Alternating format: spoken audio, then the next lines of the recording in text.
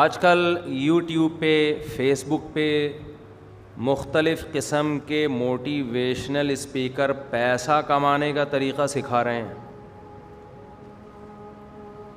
کچھ ان میں اچھے بھی ہیں، لیکن بہت سے لوگ آپ کو پیسہ کمانے کا طریقہ سکھانے کے ساتھ ساتھ وہ طریقہ سکھائیں نہ سکھائیں، پیسے کی محبت آپ کے دل میں ڈال دیں گے. آپ 5 روپے بھی نہ کمائیں مگر پاگل ہو جائیں گے، آپ باولے ہو جائیں گے. آپ کے دماغ پہ مسلط ہو جائے گا میں تھوڑے دنوں میں کیسے لاکھوں پتی بن جاؤں. پہلے زمانے میں لوگ بتاتے تھے بیٹا غربت کوئی عیب نہیں ہے، یہ دنیا مسافر خانہ ہے، تھوڑا بھی ہے اللہ کا شکر ادا کرو، کہا کرو اللہ کا دیا بہت کچھ ہے. یہ پیسہ اللہ کی دین ہے. یبسط الرزق لمن یشاء ویقبض، جس کے لیے چاہتا ہے بڑھا دیتا ہے، جس کے لیے چاہتا ہے کم کر دیتا ہے. اس کا آپ کی محنت سے اتنا تعلق نہیں ہے، اس کا تقدیر سے تعلق ہے.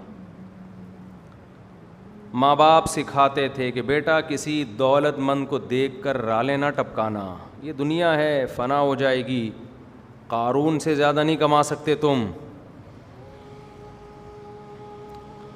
اب آپ اگر یوٹیوب پہ، فیس بک پہ جائیں، موٹیویشنل اسپیکرز کو سنیں، غریبوں کو گالیاں دی جا رہی ہیں. وہ کسی کا میں نے سنا کہ پتہ نہیں وہ کہہ رہا ہے کہ غریب بی سے بغیرت ہوتا ہے، سی سے پتہ نہیں اے یو سے الو ہوتا ہے، کیا کیا لگائے ہوئے تھے اس نے تمام الفابیٹ کے ساتھ.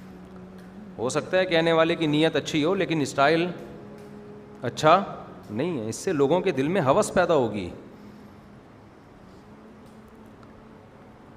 اور یہ موٹیویشنل اسپیکر اس ٹائپ کے جو ہیں نا، یہ آپ کو ان لوگوں کی کہانیاں سنائیں گے جنہوں نے اسٹرگل کی، محنت کی، کروڑ پتی بن گئے.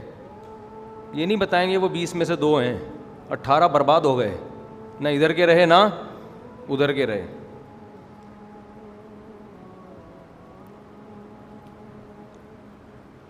اور یہ بھی نہیں بتائیں گے کہ ہم موٹیویشن کیوں کر رہے ہیں. کہیں گے ہمارا بھی چورن کہیں نہیں بک رہا تھا، ہم نے کہا چلو یہ طریقہ اختیار کرو پیسہ ملے گا. سب کی بات نہیں کر رہا میں، الزام نہیں لگا رہا، اچھے بھی ہوتے ہیں، لیکن میجورٹی کو جب جیسے جو بچہ مدرسے میں پڑھ کے عالم بنتا ہے نا، اگر وہ صحیح طرح سے پڑھے نہیں تو اب وہ ڈاکٹر تو بن نہیں سکتا، انجینئر بھی نہیں بن سکتا، پائلٹ بھی نہیں بن سکتا، آرمی میں کمیشن آفیسر بھی نہیں بن سکتا، عالم ویسے ہی نہیں بنا. اب اس بیچارے کے پاس کوئی قابلیت ہی نہیں ہے پیسہ کمانے کی تو وہ عامل بنتا ہے. وہ جن چڑیل بھوت بھگانے کا بزنس کرتا ہے، لوگوں کے بنیان اور چڑیاں سونگ سونگ کے بتاتا ہے، جو بغیرتوں کا کام ہے.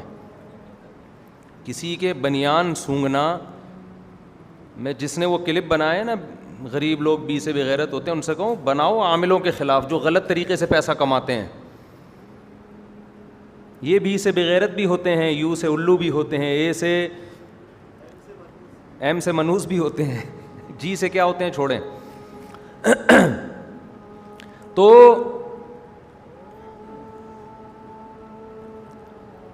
وہ خود سوچ لینا جی سے کیا ہوتے ہیں. تو یہ بہت کچھ ہوتے ہیں.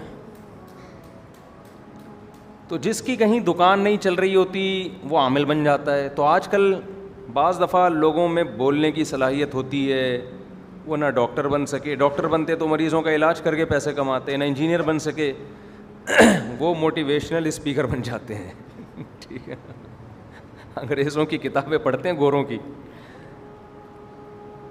سب نہیں، سب کی بات نہیں کر رہا، خوب سمجھ لیں. لوگ میرے کلپ چلا چلا کے نا کسی موٹیویشنل اسپیکر کو لگا دیں گے، میرے بھی چلا دیں گے، ایسے ہوتے ہیں. تو میں کسی پہ الزام نہیں لگا رہا، اچھے برے ہر جگہ ہوتے ہیں، لیکن ہمارے ہاں میجورٹی چورن بیچنے والا کام کر رہی ہے. معذرت کے ساتھ یہ چورن چٹنی کی چیزیں ہم نے وہاں سے سیکھی ہیں، ادھر سے جہلم اسٹیشن سے. تو کہیں دکان نہیں چل رہی تو چلو جی موٹیویشن شروع کر دو، پھر پھینکتے رہیں گے پھینکتے رہیں گے پھینکتے رہیں گے، لمبی لمبی چھوڑتے رہیں گے. یہ کر لو لاکھوں روپے کماؤ، یہ کر لو 2 لاکھ روپے کماؤ، یہ کر لو 3 لاکھ روپے کماؤ. جو نہیں کماتے وہ یوں ہیں، جو نہیں کماتے وہ یوں ہیں. اس کا مطلب کیا ہے؟ ان کی الائنمنٹ کیا ہو گئی ہے؟ آؤٹ. اس کو سیٹنگ پہ لانے کی ضرورت. جو قرآن کہتا ہے امتاً وسطاً معتدل بن کے رہو. آپ کو موٹیویشن چاہیے, مذہب کے علاوہ آپ کو کوئی صحیح گائیڈ نہیں کر سکتا, اور مذہب کی گائیڈنس علماء سے لیں, غیر عالم سے نہ لیں. جو صحیح علماء ہیں, جن کو اللہ نے علم میں رسوخ دیا ہے. دیکھو قرآن نے علماء کی بھی 2 قسمیں بیان کی ہیں. قرآن کہہ رہا ہے والراسخون فی العلم یقولون آمنا بہ کل من عند ربنا. راسخ فی العلم کیا کہتا ہے؟ کیا زبردست بات ہے. راسخ فی العلم یعنی قرآن نے سے پتہ چلتا ہے کہ عالم کی 2 قسمیں, ایک جس کو علم میں رسوخ ہو, ڈیپ میں گیا ہوا ہو, اور ایک جو سرسری طور پر علم حاصل کرتا ہے, اوپر سے حوالے یاد ہیں اس کو, بس گہرائی کا علم نہیں ہے. یہ قرآن کی تقسیم ہے, حدیثوں میں بھی ہے. رب حامل فقہ غیر فقیہ, بہت سے لوگ فقہ کی بات, علم کی بات جانتے ہیں, سمجھتے نہیں ہیں. یہ حدیث کے الفاظ ہیں. رب مبلغ اوعى من سامع, کیا زبردست حدیث. فرمایا جب مجھ سے کوئی بات سنو آگے پہنچا دو. عین ممکن ہے جس کو پہنچاؤ گے وہ اس کو زیادہ اچھی طرح سمجھے گا بنسبت تمہارے. بتا تم رہے ہو, سمجھ وہ رہا ہے. نہیں یہی بات سمجھ میں, یعنی استاذ جو آگے حدیث بتا رہا ہے, نبی فرما رہے ہیں اس استاذ کی سمجھ کم, اور جو آگے شاگرد استاذ سے سن رہا ہے اس کی سمجھ زیادہ. یہ عین ممکن ہے.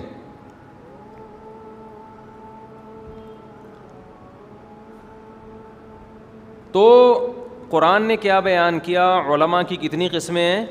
2. الراسخون فی العلم. اب کمال کی بات یہ ہے کہ جو عالم راسخ فی العلم ہے, قرآن نے اس کی تعریف میں یہ کہا کہ بہت سی چیزوں کے جواب میں وہ یہ کہتے ہیں کہ ہمیں اس کا مطلب معلوم نہیں ہے. ہیں بھائی, راسخ فی العلم کو تو مطلب پتہ ہوگا نا. بہت مشکل ہے بات سمجھانا, بہت مشکل ہے. یہ میں نے جہلم سے نہیں سیکھا, یہ الفاظ چورن چٹنی کے الفاظ میں نے وہاں سے سیکھے. راسخ فی العلم کیا کہتا ہے؟ اب دیکھیں اس آیت کا شان نزول بتاتا ہوں میں. قرآن میں بہت سے حروف مقطعات ہیں, الف لام میم, الف لام میم را, الف لام میم صاد, حامیم, حامیم عین سین قاف, ہے نا یہ. اسی طرح قرآن میں آتا ہے الرحمن علی العرش استوى, رحمان عرش پر مستوی ہے. اور والسماوات مطویات بیمینہ, آسمان اور زمین, آسمان اللہ کے دائیں ہاتھ میں لپٹے ہوئے ہوں گے. اللہ کہتے ہیں کہ جو کمزور علم والے لوگ ہیں, جب ان سے ان آیتوں کا مطلب پوچھا جائے تو وہ مطلب بتانے بیٹھ جاتے ہیں. لیکن جو علم میں پختہ ہیں, مضبوط ہیں, ان سے جب ان کا مطلب پوچھا جائے تو کہیں گے آمنا بھی, ہم رب پر ایمان لائے, کل من عندنا, ہمیں بس یہ معلوم ہے کہ یہ اللہ کا کلام ہے, اللہ نے کہا ہے, آگے اس کی حقیقت کیا ہے یہ ہم نہیں جانتے, ہمیں نہیں پتہ. اس سے ایک بات تو معلوم ہوئی کہ جو علماء علم میں راسخ ہیں وہ ہر چیز کا جواب نہیں دیتے. یہ جو آج ہر فیلڈ میں ٹانگ اڑانے والے لوگ ہیں نا, یہ اس کی علامت ہوتی ہے ان کے پاس علم نہیں ہے. ہر فیلڈ میں تبصرہ, پتہ ہو نہ ہو, ہر چیز میں گھسے ہوئے ہیں. کل کی بات ہے, ایک صاحب نے کوئی مضمون بھیجا کہ سن 2024 میں پتہ نہیں دجال آئے گا اور کرونا کا ڈرامہ ختم ہو جائے گا اور فلانا ہو جائے گا اور یہ ہو جائے گا اور وہ ہو جائے گا وغیرہ وغیرہ. میں نے کہا ان کو کیسے پتہ چلا؟ انہوں نے کہا یہ کرونا پہ ان کی پوری تحقیق ہے. میں نے کہا ان کو کیسے پتہ چلا کہ یہ کرونا کا ڈرامہ ہے یا فلم ہے؟ یہ ان کو کیسے پتہ چلا؟ انہوں نے کہا کہ یہ ان کی بڑی ریسرچ ہے.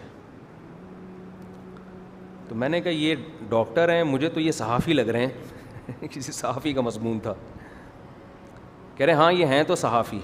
تو میں نے کہا کرونا جو فیلڈ ہے وہ صحافیوں کی ہے یا ڈاکٹروں کی ہے؟ بولو نا. کرونا ایک وبا ہے نا, وبا صحافیوں کی فیلڈ ہے یا ڈاکٹروں کی فیلڈ ہے؟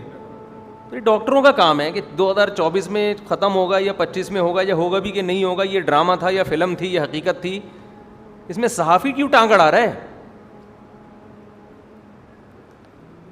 ہماری قوم کا تو سب سے بڑا المیہ کیا ہے؟ جو آپ کی فیلڈ نہیں آپ اس میں ٹانگ اڑاؤ.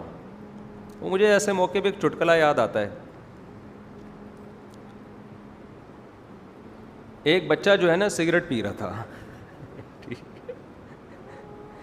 ایک بڑے میاں گئے, اس کو کہا کہ بیٹا سگریٹ پینے سے عمر کم ہو جاتی ہے. بچے نے کہا میرے دادا 90 سال کے تھے.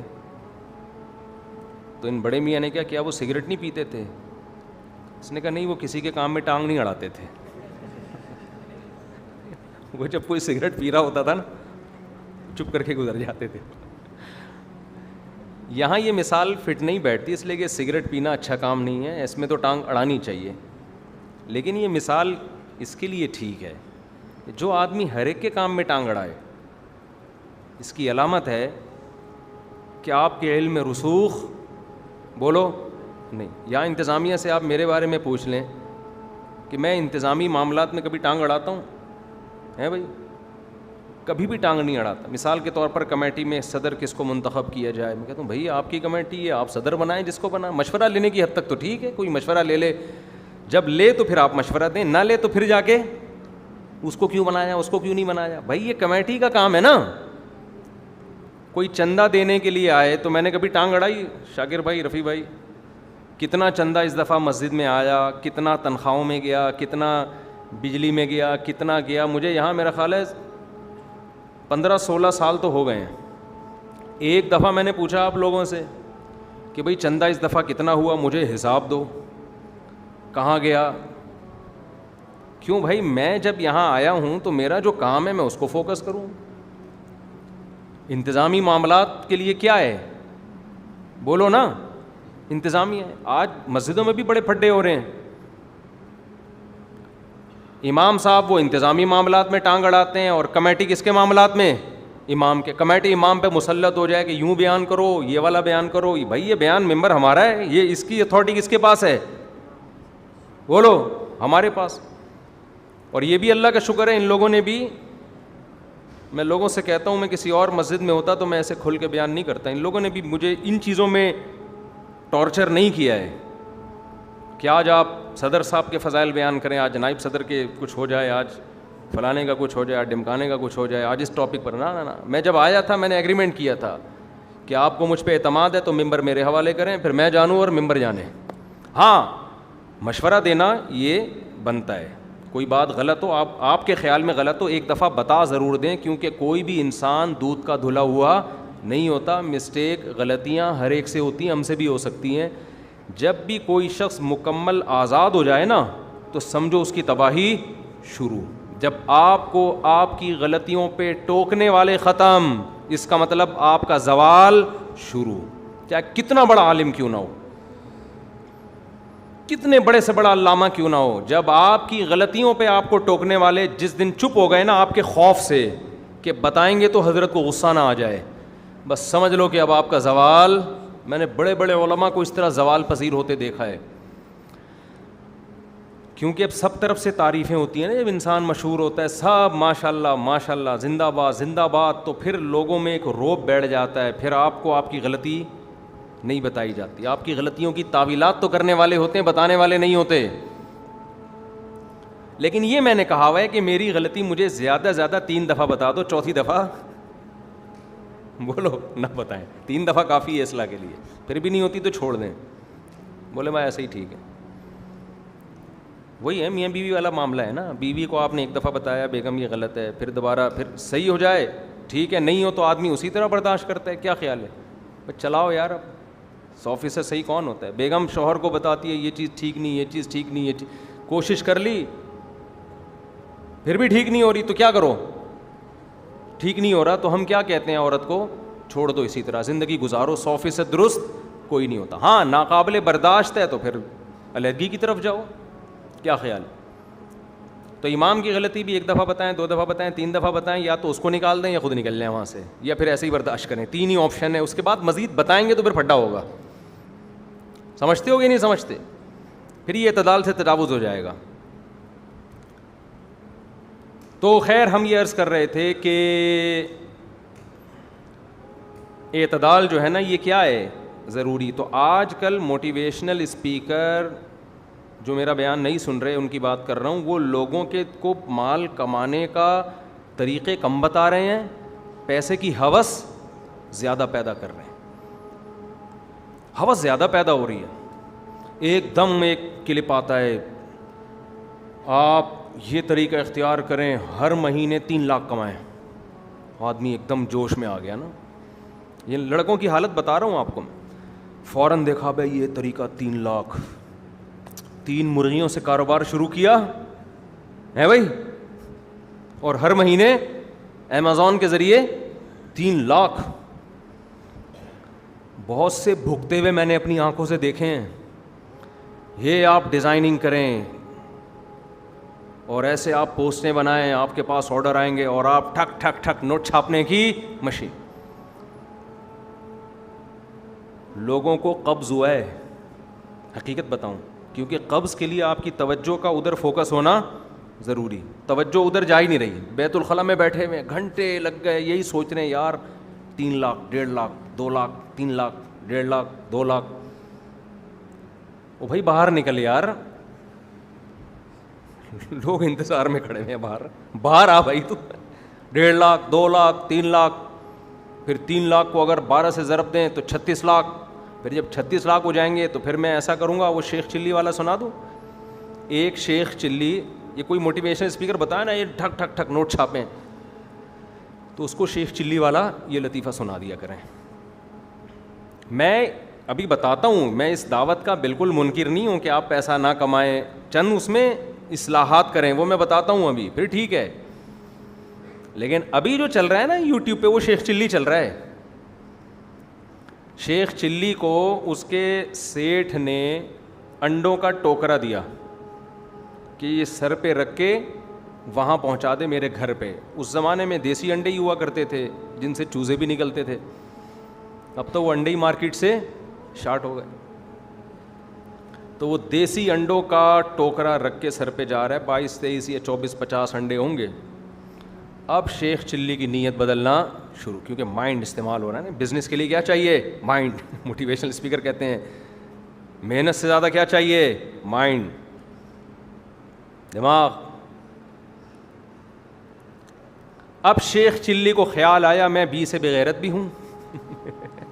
اس نے وہ سنا ہوا ہوگا اس کا, ایم سے منوس بھی ہوں. وہ کلپ کہیں اس نے سن لیا. اس زمانے میں فیس بک نہیں تھا, لیکن لوگ تو ہر دور میں ہوتے ہیں نا. اور بھی کچھ گالیاں والیاں. بی سے کیا تھا؟ بی سے تو بغیرت ہو گیا. اے بی سی سے کیا تھا؟ چلو جو بھی تھا, بس جی سے نہ ہو کچھ بھی. تو خیر وہ ٹوکرا رکھ کے اب وہ جا رہا ہے کہ میں بی سے بغیرت بھی ہوں, میں غریب ہوں, تبھی تو میں سیٹھ کی ملازمت کر رہا ہوں, دوسروں کا ہمیشہ جی سے غلام. ہاں جی سے غلام ہوں, میں غلاموں والی زندگی گزار رہا ہوں. یہ سیٹھ ہے اور میں کیا ہوں؟ میں غلام ہوں. یہ تو قرآن کہہ رہا ہے کہ سورہ زخرف میں اللہ نے کیا فرمایا کہ ہم نے تمہاری معیشت کو تمہارے درمیان تقسیم کیا ہے اپنی مرضی سے. لیتخذ بعضکم بعضا سخریا, تاکہ تم میں بعض لوگ بعض کے تابع بن کے رہیں, سارے ایک جیسے نہ ہو جائیں. یہ اللہ کا نظام ہے. سبھی پیسے والے ہو جائیں گے تو ماتحت کون بنے گا؟ تو خدا کا بنایا ہوا نظام ہے یہ.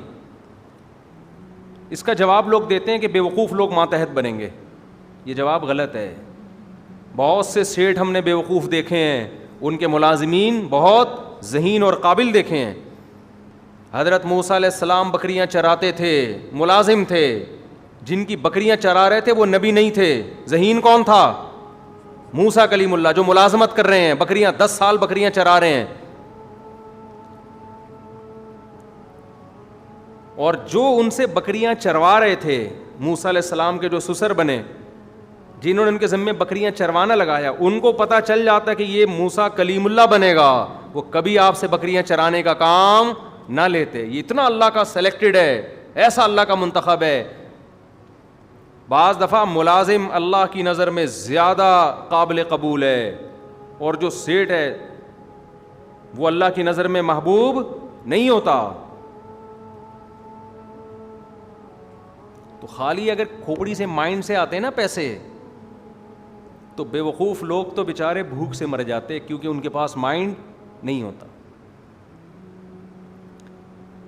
تو شیخ چلی نے موٹیویشنل اسپیکر کو سنا, بی سے بغیرت اور ایم سے منحوس اور جی سے غلام, اور یہ ساری چیزیں سن کے ٹوکرا سر پہ رکھ کے سفر کرتا ہوا جا رہا ہے. نیت بدل گئی اس کی کہ یہ سیٹھ کی میں ملازمت کیوں کروں, مائنڈ استعمال کرو, میں اتنا پیسہ کما سکتا ہوں کہ کل یہ میں سیٹھ ہوں اور یہ میرا ملازم. کیسے کما سکتا ہے بھائی؟ کھوپڑی. ٹھیک ہے, کھوپڑی استعمال. تو کھوپڑی استعمال کرنا شروع کی اس نے کہ اگر رفیع بھائی کہ اگر میں یہ انڈوں کا ٹوکرا لے کے بھاگ جاؤں, یہ ہیں 50 انڈے, کچھ اس میں مرغے ہوں گے, کچھ اس میں مرغیاں. مرغیوں کو بٹھا کے اس سے نکلیں گے چوزے. جب چوزے نکلیں گے تو میں ان چوزوں کو بیچوں گا نہیں, کھاؤں گا نہیں, وہ ہو جائیں گے بڑے. بریڈنگ ہوگی, ایک ایک مرغی سے سال میں 40 50 60 70 جو بھی چوزے ہوں گے, ایک سال میں کیلکولیشن. دماغ کو کیلکولیٹر تو تھا نہیں اس زمانے میں, دماغ میں مائنڈ ہے نا, مائنڈ استعمال کرو. مائنڈ استعمال کر کر کے جو اس نے کیلکولیشن کی ہے, او ہو بھائی ہٹو بچوں, 4-6 سال میں تو مرغیاں اور مرغے دے مار 4.5. سمجھ رہے ہو نا, 4 سال کی ٹینشن ہے, پان گٹکے پہ گزارا کریں گے. 3-4 سال میں اپنا پولٹری کا ہوگا بہترین بزنس. انڈے الگ بک رہے ہوں گے, اس کے لیے الگ فارم بناؤں گا. مرغیاں الگ بک رہی ہوں گی, مرغے الگ بک رہے ہوں گے, اس میں نسلی ہوں گے, نکال کے رکھتا رہوں گا. اور جو نسلی مرغیاں ہوں گی نکال کے, وہ پھر نسلی مرغوں کی الگ, آپ کو پتہ ہے ان کی الگ بزنس ہوتا ہے. جو مرغے لڑانے والوں کا لیے میاں والی, وہاں ایکسپورٹ کروں گا, اور کھانے کے لیے وہاں ایکسپورٹ کروں گا. خیر جی, ہوتے ہوتے ایکسپورٹ تو نہیں, یعنی وہاں بیچوں گا, ایکسپورٹ تو ملک سے باہر ایکسپورٹ بھی کر لے گا جب اتنا بزنس بڑھے گا. خیر ہوتے ہوتے ہوتے ہوتے پھر میرے پاس آنا شروع ہوگا پیسہ. بی سے بغیرت, ایم سے منوس کی فہرست سے میں نکل جاؤں. جب پیسہ آئے گا تو پھر میں نکاح کا پیغام بھیجوں گا کسی مالدار لڑکی کو. اس غربت میں بی سے بغیرت کو کون دے گا لڑکی؟ اس میں تو کوئی ایم سے منحوس ہی ملے گی آپ کو. اب میں کروں گا بہترین بزنس, اور ارب پتی لڑکی سے شادی ہوگی میری, گھر ہوگا, بنگلہ ہوگا, پھر میرے ہوں گے بچے. بزنس بل اور پھیلتا جا رہا ہے. بزنس کیا ہو رہا ہے؟ پھیلتا جا رہا ہے. کنٹرول کرنا مشکل ہو گیا. پھر بچے ہوں گے بڑے, تھوڑے سمجھدار ہو جائیں گے, پھر وہ آئیں گے ابو سے پیسے مانگنے. سیٹھوں کے بچے آتے ہیں نا, غریبوں کے بچے کہاں آتے ہیں؟ آئیں گے پیسے مانگنے, ابو پیسے. میں کہوں گا ہٹو پیسے نا, اترا کے ذرا, جیسے شروع میں تو منع کرتے ہیں نا, پھر بعد میں نکال کے دیں, تھوڑا شو مارنے کے لیے میں کہوں گا ہٹو. جب یوں کیا نا اس نے, وہ ٹوکرا نیچے لڑام سے. سمجھ رہے ہیں؟ وہ اپنی یادوں میں خیالوں میں گم تھا بیچارہ. اس نے جب یوں کیا تو سارا ٹوکرا کلٹی. سیٹھ نے بولا کم بخت, تیرا کسی پتھر پہ پاؤں لگتا, اس سے تیرا ٹوکرا گرتا. میں کہتا یار چلو بیچارے کا کہیں کھڈا آ جاتا, تو نے تو جان بوجھ کر یوں کیا ہے میرے سامنے, یوں کر کے گرایا ہے, اس کے پیسے نکال. تو شیخ چلی کہتا ہے تو اپنے انڈوں کو رو رہا ہے, میرا پورا خاندان تباہ ہو گیا. میرا پورا خاندان, business, bank balance, import export کا جو بزنس چل رہا تھا انڈوں کا, چوزے کا, کم بخت تو 50 انڈے رو رہا ہے, کروڑوں اربوں کا نقصان ہو گیا میرا. تو جب آپ اس طرح کے کلپ سنو گے نا، بی سے بغیرت اور ایم سے منوس والے، وہ جو اسپیکر ہے اس سے پیش کی معذرت، میں اس کی نیت پہ شک نہیں کرتا، ہو سکتا ہے وہ بیچارہ لوگوں کو ایک جوش دلانے کے لیے یہ باتیں کر رہا ہو، لیکن آپ جوش دلانے میں غریبوں کی توہین شروع کر دو. یہ تو اللہ کی دین ہے بھائی، ہر آدمی کو محنت پہ نہیں ملتا، یہ تو قرآن کے الفاظ ہیں، تقدیر سے ملتا ہے. تو آپ یہ غلط ہے. غریب بیچارہ پہلے ہی پیسے نہیں ہیں، وہ اور ٹھٹرتا جا رہا ہے کہ میں ایم سے منوس بھی ہو گیا، میں بی سے وہ پہلے ڈپریشن میں ہے. تو قرآن نے بیان کیا ہے. اب یہ تو مالداری پہ فخر کرتے تھے مشرکین مکہ، ہمارے نبی مسکین تھے، غریب تھے. قرآن نے کہا لا یغررک تقلب الذین کفروا فی البلاد، اے نبی ان کا دولت میں گھومنا پھرنا اور دنیا میں سیر سپاٹے کرنا آپ کو دھوکے میں نہ ڈال دے. متاع قلیل، دنیا کے چند ٹکے ہیں جو اللہ نے ان کو پکڑا دیے، اس پہ یہ اترا رہے ہیں. مسافر خانہ ہے، دل لگانے کی جگہ نہیں ہے. یہ جو موٹیویشنل اسپیکر جس طرح سے دولت کمانے کا طریقہ بتا رہے ہیں، اس سے شاید پیسہ آ جائے، سکون آپ کا مارکیٹ سے شارٹ ہو جائے گا، ڈپریشن کے مریض بن جاؤ گے. پیسہ آئے نہ آئے ڈپریشن میں ضرور چلے جاؤ گے. 20 بیماریاں لگ جائیں گی آپ کے ساتھ. تقدیر پہ صبر کرو، محنت ضرور کرو. ہاں یہ پوائنٹ لینا چاہیے، محنت، وہ میں ابھی بتاتا ہوں انشاءاللہ اس میں اعتدال کی بات کیا ہے. تو شیخ چلی کا سارا بزنس بولو بیڑا غرق. آئندہ وہ کبھی بھی فیس بک پہ جا کے نا کسی موٹیویشنل اسپیکر کو نہیں سنے گا جو پیسہ کمانے کی موٹیویشن کر رہا ہو. چھوڑو اس کو. وہ کہتا ہے ایم سے منحوس ہی ٹھیک ہے، بی سے بغیرت ہی ٹھیک ہے. ہمارے نبی نے بھی ترغیب دی ہے پیسہ کمانے کی. کیسے ترغیب دی وہ بھی میں بتاتا ہوں، اس کے آداب کیا ہیں وہ بھی میں بتاتا ہوں، اس میں اعتدال کیا ہے وہ بھی میں انشاءاللہ بتاتا ہوں. دیکھو غریبوں کی 2 قسمیں ہیں. دیر آر 2 ٹائپس آف غریبس. ایک غریب وہ ہوتے ہیں جو پوستی ہونے کی وجہ سے غریب ہوتے ہیں، ان غریبوں کے ہم بھی خلاف ہیں. وہ بی سے بغیرت بھی ہیں، ایم سے بولو نا، گالیاں دو یار مسجد میں بیٹھے ہوئے دے دو، یعنی وہ اس نے ہمیں سکھائی ہیں بھائی. وہ جس نے ایم سے منوس کہا اور بی سے وہ کہا نا، صحیح کہا، ٹھیک کہہ رہے ہیں، صحیح. اصل میں بھگتے ہوئے ہیں. ٹھیک ہے. تو غریبوں کی کتنی قسمیں ہیں بولو؟ 2.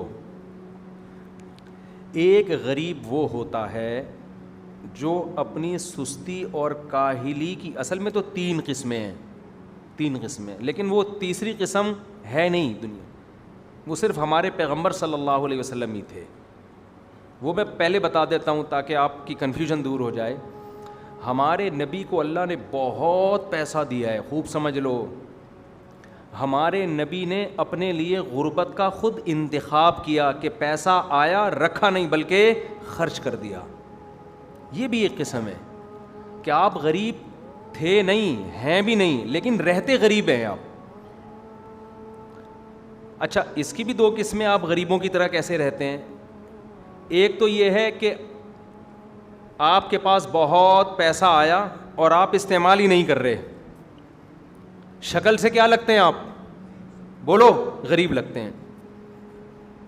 یہ والے غریب کی اسلام میں 2 ٹکے کی ویلیو نہیں ہے، بلکہ اس کو کنجوس کی سپرلیٹو ڈگری سے تعبیر کیا گیا ہے، جس کو عربی میں شحیح کہا جاتا ہے.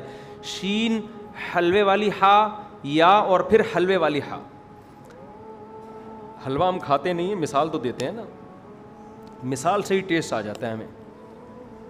شحیح جس کو شح کہا جاتا ہے. شح آج کل اتنا میٹھا کافی ہے صحتوں کے لیے کہ بس حلوے کی بات کرو، بس اسی سے آپ کو جتنے کارب ملنے مل جائیں گے. کھانے کی کوشش کرو گے پھٹو گے ایک دن، حقیقت بتا رہا ہوں میں.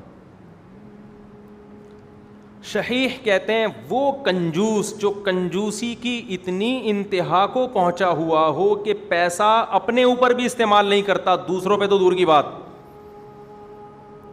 لاکھوں کروڑوں کا بزنس ہے اور ہونڈا 50 پہ گھومتا ہے، پٹپٹی بائکوں پہ. لاکھوں کروڑوں کا بزنس ہے، پھٹے پرانے کپڑے پہنتا ہے. اس غریب کی اسلام میں کوئی ویلیو بولو نہیں ہے. 4 قسمیں ہو گئیں اس طرح سے. اب میں الگ الگ ڈیفائن کرتا ہوں. پہلا غریب وہ جس کو اللہ نے دولت دی, شکل سے کیا لگتا ہے غریب, اس کی اسلام میں کوئی ویلیو نہیں ہے, یہ ایک نمبر کا کنجوس. ایسے ہم نے دیکھے ہیں, اللہ نے اتنا پیسہ دیا. ایک صاحب کے ساتھ میں گیا خریداری کرنے ہفتہ بازار, اب پرانا قصہ ہو گیا 15-20 سال, ان کو بھی نہیں پتا کہ ان کی بات ہو رہی ہے, آپ کو بھی نہیں پتا کس کی بات ہو رہی ہے. اب غیبت میں نہیں آئے گا یہ انشاءاللہ, کیونکہ وہ بھی بھول گئے ہوں گے. 20 سال 15-20 سال بہت عرصہ ٹائم ہوتا ہے. تو میں نے ان کو دیکھا ہفتہ بازار میں, ایک تو ویسے ہی چیزیں سستی ہوتی ہیں, ہفتہ بازار میں بھی خریداری کر رہا ہوں, وہ بھی کر رہے ہیں. وہ ٹھیک ٹھاک بڑے سیٹھ تھے, ذاتی گھر, کروڑوں کا بزنس. پیاز لے رہے ہیں بالکل جو آڑے ترچھے پیاز ہوتے ہیں نا, کچھ آلو مسکراتے ہوئے دیکھے آپ نے, مسکراتے ہوئے آلو دیکھیں. اچھا میں کر رہا تھا صاف ستھرے آلو, مسکراتے ہوئے نہ ہوں, کیونکہ گھر میں خواتین کو چھیلنے میں بھی آسانی ہوگی, اور ویسے بھی جب چیز لے کے گھر جائیں گے ایک اچھی چیز, گھر والے خوش ہوں گے, بھائی زبردست آلو آئیں. میری اتنی آمدن نہیں تھی, میری تو صرف مسجد کی اور جامعۃ الرشید کی, مدرسوں کی تنخواہ بھی کوئی اتنی زیادہ نہیں تھی اس وقت, مسجد کی تو بہت ہی تھوڑی تھی. یہاں وسائل کم تھے مسجد والوں کے پاس. انہوں نے بتایا تھا بھائی ہمارے پاس وسائل نہیں ہیں. انہوں نے کہا ٹھیک ہے جی ایسے ہی گزارا کرتے ہیں. ہمارے اس وقت 2 چل رہے تھے چینل, 2 بیویاں تھیں, 2 گھر تھے, 2 خاندانوں کے بچے تھے. پھر بھی ہم اتنی کم آمدن میں ہم کوشش کر رہے تھے آلو تھوڑا تمیز کا لے کے جائیں, اور تمیز والا آلو ہو, تھوڑا پیاز بھی تھوڑا سا مناسب سا پیاز ہو, درمیانی پیاز اچھے ہوتے ہیں نا. ان کو میں دیکھ رہا ہوں کہ وہ پیاز جو ہم اپنی بکریوں کو کھلاتے ہیں وہ والا پیاز خرید رہے ہیں, اور آلو بھی مسکراتے ہوئے. اچھا جب میں ایسے بیان کر رہا ہوتا ہوں نا, تو میں اللہ سے یہ بھی کہہ رہا ہوتا ہوں کہ اللہ میں اپنے آپ کو اس سے افضل نہیں سمجھتا, کیونکہ اللہ کو بڑائی پسند نہیں ہے. ان میں ایک خامی ہوگی, ہو سکتا ہے ہم نے 20 خامی ہوں, تو یہ مطلب نہیں ہوتا کہ میں اپنے آپ کو اس سے برتر سمجھتا ہوں. بھائی ایک چیز سے تھوڑی پتہ چلتا ہے 20 خوبیاں اس کے اندر ہم سے زیادہ اچھی ہوں. صرف سمجھانے کے لیے بتا رہا ہوں آپ کو میں. مسکراتے ہوئے آلو, کیونکہ اس طرح کے لوگ مارکیٹ میں ہول سیل کے حساب سے موجود ہیں. میں نے ان سے کہا یار آپ اتنے چھوٹے چھوٹے آلو, یہ پیاز کیوں لے رہے ہو, اس میں تو گھر کی خواتین کو کتنی مشکل ہوگی چھیلنے میں. اس نے کہا مفتی صاحب گھر کی عورتوں کو تھوڑا ٹینشن دے کے رکھنا چاہیے, تھوڑا ٹینشن دے کے رکھنا چاہیے. اصل میں مقصد یہ نہیں تھا کہ گھر کی عورتوں کو ٹینشن دینی چاہیے, مقصد ہے کہ پیسے بچانے چاہیے, چاہے اس کے لیے اگلے کا بیڑا غرق کر دو, اگلے کا بیڑا غرق کر دو. تو خرچ کر یار, یہ پیاز تو نہیں کھانے ہیں نا, یہ آلو تو نہیں تو کھانے ہیں. اچھا کھلا دے, اللہ نے تجھے اتنا دیا ہے, کتنا پیسہ بچا لے گا تو یہ کٹے ہوئے پیاز اور کٹے ہوئے آلو میں خرید کے. تو اس طرح کے لوگ ہمیں بہت سارے ملے ہیں مارکیٹ میں, جنہیں ہم دیکھ رہے ہیں کہ وہ اپنے اوپر بھی خرچ نہیں کرتے, نہ اچھا لباس پہنیں گے, نہ اچھے جوتے پہنیں گے, نہ اچھی سواری رکھیں گے, بچا رہے ہیں پراپرٹیاں خرید کے. ابے بھائی مر جائے گا تو یہ پراپرٹی قبر میں لے کے جائے گا, کھا استعمال کر, لائف انجوائے کر, مر جا آرام سے, کچھ کر کے کھا پی کے جا. کھاتا ہوا آدمی اچھا لگتا ہے نا مرتا ہوا, کیا خیال ہے بھائی, کھاتا ہوا مرتا ہوا بھی اچھا لگتا ہے.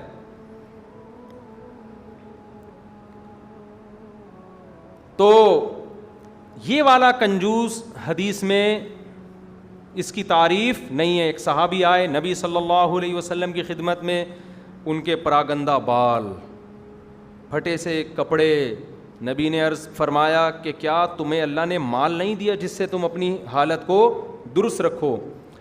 انہوں نے عرض کیا ہاں یا رسول اللہ میں مالدار ہوں. آپ نے فرمایا ان اللہ یحب ان یرا اثر نعمتہ علی عبدہ, اللہ چاہتے ہیں کہ اللہ نے کسی کو نعمت دی ہو تو وہ نعمت اس پر نظر آئے. آپ مالدار ہیں تو آپ مالدار نظر آنے چاہیے, آپ کے گھر سے, آپ کے لائف اسٹائل سے لگے کہ واقعی اس کے پاس پیسہ ہے.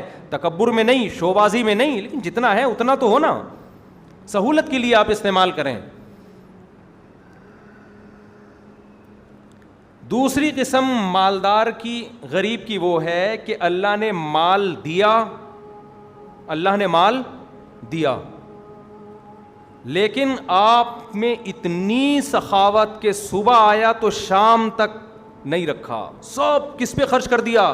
دوسروں پہ, اور اپنے لیے ایک لباس خریدنے کے پیسے بھی نہیں ہیں. غریبوں پہ, مسکینوں پہ, یتیموں پہ, جہاد میں, مدارس میں, مسجدوں میں. صبح آیا تو شام تک آپ نے سارا ختم. یہ سب سے اعلیٰ درجہ ہے. کیا آپ دنیا کو ایسا مسافر خانہ سمجھتے ہیں کہ آپ کی یہ تمنا ہے کہ شام کو روٹی مل گئی تو پیٹ بھر کے اللہ کا شکر ادا کروں گا, نہیں ملی تو صبر شکر کر کے سو جاؤں گا, صبر کی ثواب حاصل کروں گا؟ یہ مقام اللہ نے کس کو دیا تھا؟ بولو, محمد صلی اللہ علیہ وسلم. صبح کا شام نہیں چھوڑا, شام کا صبح نہیں چھوڑا. آپ کے گھر میں ہدیہ آیا, آپ گھر میں آئے, آپ کو بھوک لگ رہی تھی, امی عائشہ سے پوچھا کچھ کھانے کو ہے؟ انہوں نے عرض کیا یا رسول اللہ کچھ گوشت آیا تھا, سیری تھی یا کیا تھا, میں نے سارا صدقہ کر دیا, تھوڑا سا باقی ہے. ان کو بھی یہ تربیت دی ہوئی تھی, گھر میں رکھو نہیں بھائی, صدقہ کرو, دیکھا جائے گا شام کو کیا کھانا ہے. تو آپ کو غصہ نہیں آیا؟ ہم کہتے یار 2 دن کا بھوکا ہوں میں, اب بھی آیا تو صدقے چل رہے ہیں گھر میں بھائی, صدقے چل رہے ہیں. آپ کو غصہ نہیں آیا؟ آپ نے فرمایا اے عائشہ جو صدقہ کر دیا وہ باقی ہے, اور یہ کیا ہو جائے گا؟ ختم. یہ باقی نہیں ہے, باقی تو وہ ہے جو ہم آگے بھیج دیا. یہ توکل کا سب سے اعلیٰ درجہ. لیکن اس میں 2 شرطیں ہیں. نمبر 1 آپ میں ایسا توکل ہو, نمبر 2 آپ کے بیوی بچوں میں بھی ہو, ورنہ آپ کے لیے ان کو اپنے توکل کی بھیٹ چڑھانا جائز نہیں ہے. اور یہ ہر ایک کے لیے ہے بھی نہیں. وجہ اس کی یہ ہے کہ نبی صلی اللہ علیہ وسلم صبح اگر آپ نے سب خرچ کر دیا, شام کو کھانے کو کچھ نہیں ہے, تو آپ ایسے ہی سو گئے. اور آپ کی ازواج نے بھی کیا کیا؟ صبر کیا. آج نہ ہماری ازواج صبر کریں گی اور نہ ہم ایسے ہی سوئیں گے, نہ ہماری وہ صحتیں ہیں. 2-3 دن جب بھوکے سوئیں گے تو کولیسٹرول لیول دھڑام سے نیچے آئے گا. اس کے بعد ہماری طبیعت میں چڑچڑا پن پیدا ہو جائے گا, دفتر میں ہر ایک سے لڑیں گے, ادھر پھڈا ادھر جھگڑا, آہستہ آہستہ دبلے ہوتے ہوتے مارکیٹ سے ایک دم شارٹ. تو یہ ہے نہیں ہر ایک کے لیے. نبی نے صحابہ کو اس کی اجازت نہیں دی, صحابہ کو, حضرت عمر کو اجازت نہیں دی. حضرت عمر سارا مال لے آئے, فرمائے نہیں آدھا رکھو آدھا صدقہ کرو.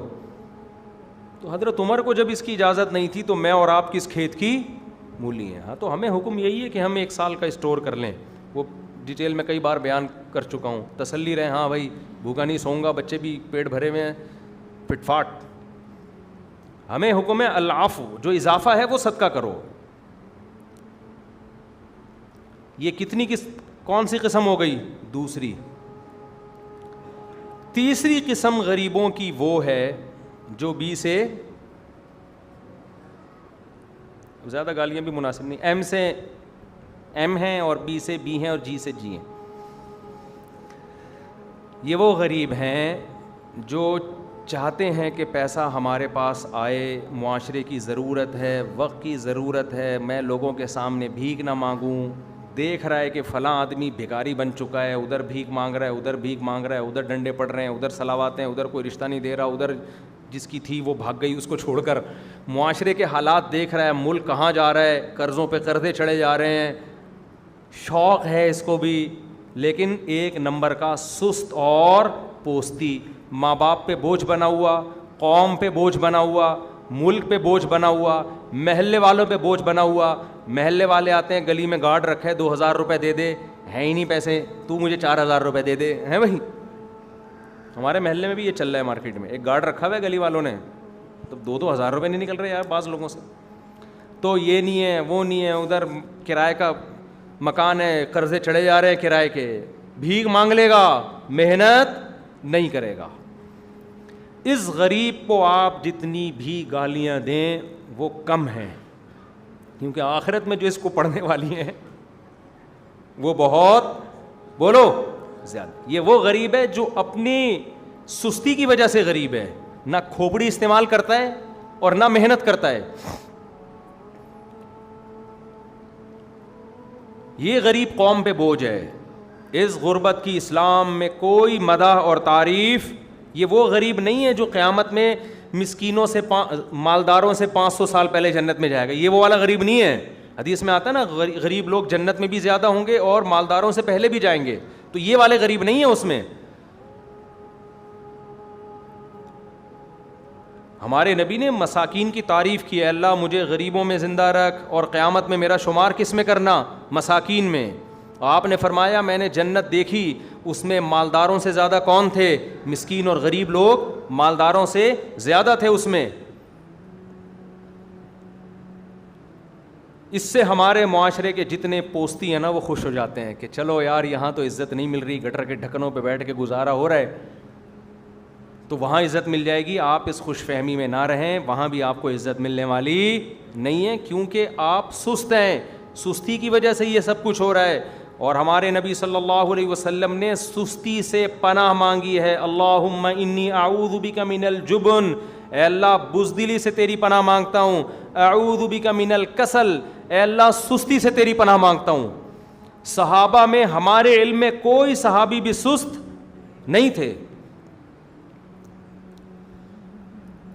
سلمہ ابن اکوع رضی اللہ تعالی عنہ گھوڑے سے تیز دوڑتے تھے, گھوڑے سے تیز. یہ شاندار ماضی تھا ہمارا. آج آپ کسی کو چلوا کے دکھا دو, دوڑوانا تو دور کی بات ہے, اور نیک ہوگا. اتنے حضرت نیک ہیں چل ہی نہیں سکتے. یعنی یہ ہمارے حضرت کے نیک ہونے کی علامت ہے, بہت نیک ہے. اٹھاؤ تو 6 مرید, وہ جو جیسے گاڑی کو نہیں وہ لگا کے اٹھا رہے ہوتے, اس طرح سے اٹھ. یہ بدعتی پیروں کی بات, کوئی بیچارہ بزرگ ہوں کسی بیماری کی وجہ سے ویٹ بڑھ گیا, وہ الگ چیز ہے. وہ بڑھاپے میں ایج زیادہ ہونے سے وہ تو سب کے ساتھ ہی ہوتا ہے. تو جوانی میں یہ حالت ہو گئی ہے. اب آپ بتاؤ اس سستی کو اسلام پسند کرے گا؟ بولو. کتنے ہمارے نمازی بھائی ہیں, نیک ہیں ماشاء اللہ, سوتے رہتے ہیں, سوتے رہتے ہیں. نمازی کو تو زیادہ چست ہونا چاہیے, داڑھی والے کو زیادہ چست ہونا چاہیے, کیونکہ داڑھی آپ نے رکھی ہے تو آپ ایک نمائندے بھی ہیں نا مذہب کے. اس کا یہ مطلب نہیں ہے کہ جو نیک نہیں ہے داڑھی کاٹ لے. بعض لوگ کہتے ہیں ہم کیونکہ برائیوں میں مبتلا ہیں تو اس لیے ہم داڑھی نہیں رکھتے. بھائی آپ برائیوں میں مبتلا ہو تو داڑھی کاٹنا بھی تو ایک برائی ہے نا, تو ایک برائی سے تو کم از کم توبہ کرو, وہ تو رکھو. یہ تو ایسا ہی ہو گیا ہم چونکہ الٹے کام کرتے ہیں اور مسلمان بھی ہیں تو اسلام بدنام ہوتا ہے تو اسلام ہی چھوڑ دو. تو یہ تھوڑی اسلام تھوڑی چھوڑا جائے گا, اس الٹے کاموں کو چھوڑا جائے گا نا. تو اب یہ نہیں ہو کہ آپ کوئی فلم دیکھنے جا رہے ہیں سینما گھر میں داڑھی رکھ کے تو داڑھی کاٹ لے. وہ داڑھی نہ کاٹو, فلم دیکھنا چھوڑو بھائی. بعض لوگ یہ بھی کرتے ہیں, داڑھی کاٹ لیتے ہیں کہ یار ہم داڑھی بدنام ہو رہی ہے, ہم فلم دیکھنے گئے ہوئے ہیں. تو بھائی داڑھی بدنام ہو رہی ہے تو اس کا حل داڑھی کاٹنا نہیں ہے, اس لیے کہ آپ کو برائی سے روکنے کا ایک چیز تھی, آپ نے وہ اڈا ہی اڑا دیا. ایک آدمی نے اپنی بوڑھی ماں کو جا کے مار دیا جان سے. کیوں مارا بھائی؟ کہہ رہے ہیں یار آج میں نے ماں کے اتنے حقوق سنے ہیں, میں افورڈ نہیں کر سکتا بھائی, اماں تم دنیا سے چلی جاؤ, بہت حقوق ہیں میرے, میں خام خواہ میں گناہ گار ہوں گا. تو لوگ کہیں گے کم بخت وہ حقوق ادا نہ کرتا کم گناہ تھا, تو نے تو اڈا ہی اڑا دیا. تو یہ جو اس طرح کی باتیں کرتے ہیں نا کہ داڑھی رکھ کے جرم کر رہے ہو, شرم نہیں آتی, تو اس سے بجائے شرم آنے کے داڑھی کاٹ دیتے ہیں, اور زیادہ بے شرم ہو جاتا ہے. تو غریب کی تیسری قسم کیا ہوئی؟ جو اپنی سستی, کاہلی اور پوستی پن کی وجہ سے جتنی گالیاں دی جائیں سارے الفابیٹ اس پہ تھوپ دیں. آپ دماغ استعمال نہیں کرتا. اور ہمارے معاشرے میں میجورٹی اسی قسم کے غریبوں کی ہے. نہ دماغ استعمال کرتے ہیں, نہ محنت کرتے ہیں, نہ ہلتے جلتے ہیں, پڑے ہوئے ہیں, پولیس آ کے اٹھاتی ہے. وہ میں نے واقعہ سنایا تھا نا, 2 سست پڑے ہوئے تھے. یہ اکثر ہماری قوم کے نوجوانوں پہ فٹ بیٹھتا ہے. ایک گھڑ سوار قریب سے گزرا, ایک سست نے کہا یار ادھر آنا ذرا. وہ گھڑ سوار اتر کے آیا, پتہ نہیں یار کیا کام ہوگا اس کو, لیٹے لیٹے ایمرجنسی میں بلا رہا ہے. کیا کام ہے یار؟ یہ بیر کا دانہ پڑا ہوا ہے, اٹھا کے میرے منہ میں ڈال دے. اس کو بہت غصہ آیا, کم بخت مجھے گھوڑے سے اتارا اس کام کے لیے, یہ جو تیرے ساتھ لیٹا ہوا ہے اس کو نہیں بول سکتا تھا اگر اتنا ہی سست تھا تو؟ کہہ رہا نہیں اس کو نہیں بولوں گا میں. دوسرے سے پوچھا کیوں, تجھے کیوں نہیں کہہ رہا؟ کہہ رہا میں اس کا کام نہیں کروں گا. کتا آیا تھا میرے منہ پہ پیشاب کر رہا تھا, میں اس کو بول رہا تھا ہٹا, یہ ہٹا نہیں رہا تھا. سمجھ رہے ہیں؟ اب آپ بتاؤ یہ والا جو سست یہ پیسے کمائے گا؟ یہ کمائے گا؟ صحیح ہے مسلم کی حدیث، نبی صلی اللہ علیہ وسلم کی حدیث کا مفہوم ہے، پورے الفاظ مجھے یاد نہیں، مفہوم سنا رہا ہوں کہ ان لوگوں پر اللہ کی لعنت ہوتی ہے جو ہمیشہ طفیلی بن کے رہتے ہیں، ہمیشہ دوسروں پہ بوجھ بن کے رہتے ہیں. اور آگے الفاظ ہیں، اس کی تشریح میں لکھا ہے کہ نہ شادی کرتے ہیں نہ اولاد ہے ان کی، اس سے کہ ہمیں خرچ نہ کرنا پڑ جائے، ایسے ہی گھوم رہے ہیں وہ.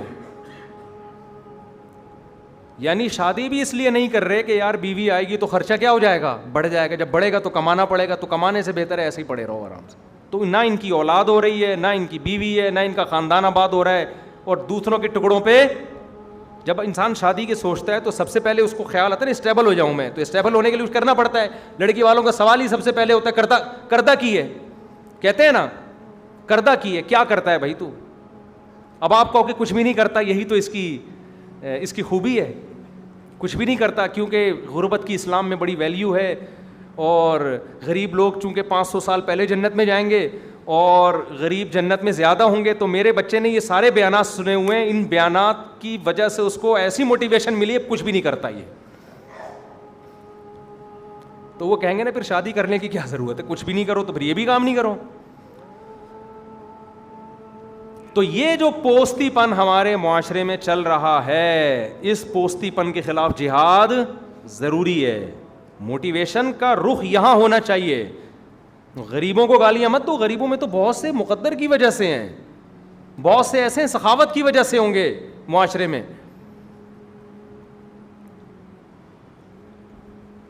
لیکن یہ جو تیسری قسم ہے نا غریب کی، اگر یہ محنت پہ آ جائے تو محنت کرنے کے بعد بھی شریعت کے کچھ اصول ہیں، اگر ان اصول کو سامنے رکھے بغیر اس نے موٹیویشن حاصل کی اور پیسہ کمانے کی فکر شروع کر دی تو برباد ہونے کے چانسز زیادہ ہیں. پیسہ آئے نہ آئے، ذہنی سکون بھی جائے گا، آخرت بھی تباہ کرے گا. یہ اصل بات سمجھانا چاہتا ہوں میں، جو اصل ٹاپک تھا آج کا میرا. تمہید اتنی لمبی ہو جاتی ہے. اور محنت شروع کریں. محنت کی کیسے جاتی ہے؟ آپ کی پیسہ کمانے سے نیت کیا ہونی چاہیے؟ پیسہ اور علم میں ٹکراؤ ہو رہا ہو تو ترجیح کس کو دینی ہے؟ آئی بات سمجھ میں؟ بعض دفعہ پیسہ کمانے میں علم چھوڑنا پڑتا ہے.